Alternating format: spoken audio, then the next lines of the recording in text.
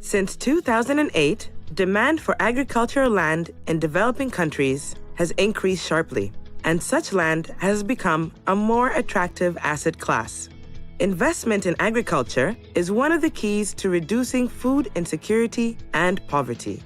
It has the potential to benefit local communities by giving small farmers greater access to capital, technology, knowledge, and markets. It can also deliver macroeconomic benefits, such as an increased economic growth and agricultural production. However, all too often, agricultural investment projects have harmed local people by causing them to lose rights and access to their land and other natural resources.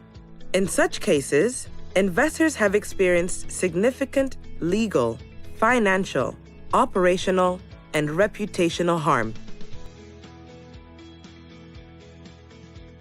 In many developing countries, land-based investments can be very risky, in part because of weak governance of land rights. In these settings, land is often governed by customary rights, which, while socially recognized and applied, may not be written or formally recognized by the law. A framework that can help investors cope with these risks is set forth in the Voluntary Guidelines on the Responsible Governance of Tenure of Land, Fisheries, and Forests in the Context of National Food Security, the VGGT. They were created to help all nations improve their governance of tenure and were unanimously endorsed by the UN Committee on World Food Security in May 2012. The VGGT also contain important guidance for the private sector, with the ultimate objective of achieving socially responsible and financially sustainable investments that respect legitimate tenure rights, human rights, and the environment. Managing risk of a land-based investment, according to the VGGT, requires you, as a responsible investor, to consider project models that do not involve the transfer of land rights from local people,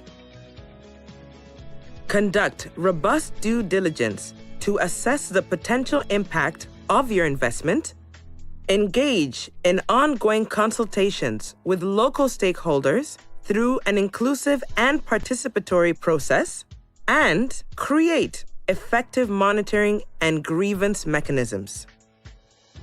By following these practices, you can reduce your investment risk. This will also increase the likelihood of positive financial returns and benefits to you and to the affected local community.